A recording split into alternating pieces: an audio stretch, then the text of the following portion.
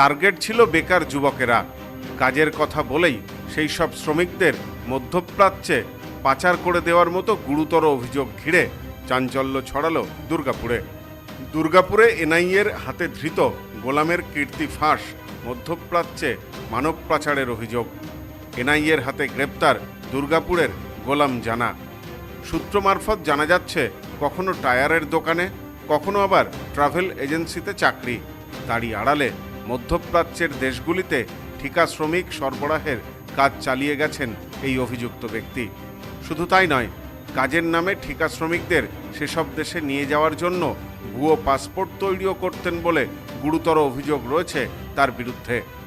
তদন্তকারীরা জানাচ্ছেন, আসলে গোটা চক্রটাই ছিল মানব পাচারের। এদিন 7 সকালে কেন্দ্রীয় বাহিনীকে নিয়ে গোটা এলাকা ঘিরে তল্লাশি শুরু করে এনআইএর তদন্তকারী দলের সদস্যরা। সোমবার দুর্গাপুর নিউ স্টিল পার্ক এলাকায় তল্লাশি চালিয়ে এনআইএর হাতে গ্রেপ্তার হওয়ার পর গোলাম জানা নামে ওই ব্যক্তির কুকীর্তি ফাঁস হয়ে যায়। এদিন সকাল থেকেই গোলামের বাড়িতে আচমকা হানা দেয় কেন্দ্রীয় তদন্তকারী সংস্থা। প্রায় ঘণ্টা 3 অভিযান চালানোর পর গ্রেপ্তার করা হয় গোলামকে। মূল অভিযোগ, তিনি মানব পাচারের সাথে যুক্ত। দুর্গাপুর নিউ স্টিল পার্কের বাসিন্দা গোলাম আসলে ছত্তিশগড়ের বাসিন্দা। সেখানে একটি টায়ারের দোকানে তিনি কাজ করতেন। সেভাবে কাজ হচ্ছিল না বলে একটি পর্যটন সংস্থায় কাজ নেন।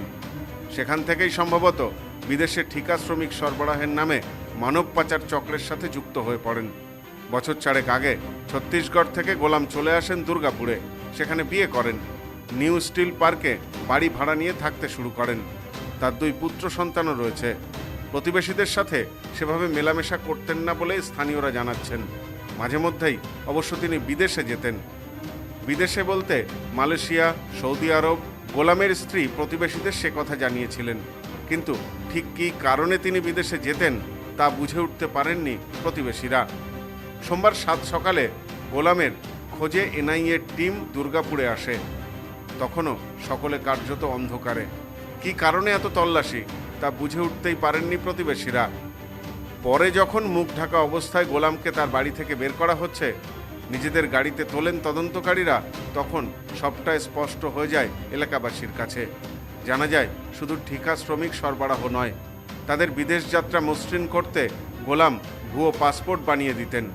এদিন এনআইএ আধিকারিকেরা গোলামের স্ত্রীকেও 1 দফা জিজ্ঞাসাবাদ করেন। তবে স্বামী গ্রেপ্তার হওয়ার পর মুখে কুলু পেটেছেন গোলামের স্ত্রী। এমনকি সাংবাদিকদের প্রশ্নের জবাবে একেবারে মুখের ওপর জানলা দরজা বন্ধ করে ঘরে ঢুকে পড়েন তিনি। বাইরে থেকে বহু ডাকাডাকি করেও সাড়া মেলেনি তার। এলাকায় থাকা ব্যক্তি মানব পাচারের মতো ভয়ানক কাজে যুক্ত তা জানার পর রীতিমতো আঁতকে উঠছেন এলাকার বাসিন্দারা। এলাকায় যথেষ্ট চাঞ্চল্য ছড়িয়েছে গোটা ঘটনায়।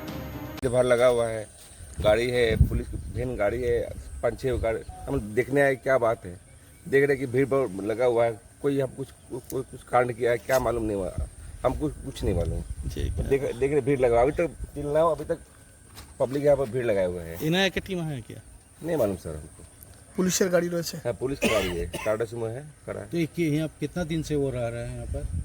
एक्चुअली इनको हम नहीं जानते। इनका ससुर जी इधर में घर बना रहे हैं, वो गवर्नमेंट एम्प्लॉय है, रिटायरमेंट है SCL का।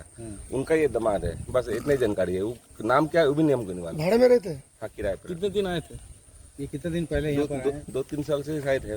2-3 साल। हाँ, आदमी मैंने हमको उसे कोई इंट्रोडक्शन नहीं मिला, हम लोग सुने हैं कि नहीं बोल पाई। Bureau report, news no man's land, Durgapur.